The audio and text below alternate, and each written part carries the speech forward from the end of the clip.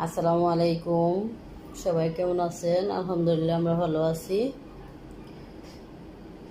দেশ ও দেশের বাহির থেকে যেখান থেকে দেখতেছেন সবাইকে অসংখ্য ধন্যবাদ আমাদের ভিডিওগুলো দেখার জন্য এবং লাইক কমেন্ট শেয়ার করার জন্য, সাবস্ক্রাইব করার জন্য।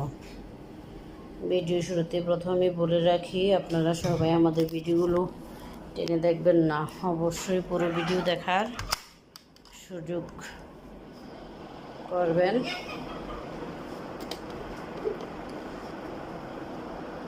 এইটা আমাদের ডিমের মেশিন, ছোটটা 500 ডিমের যেটা ওইটা।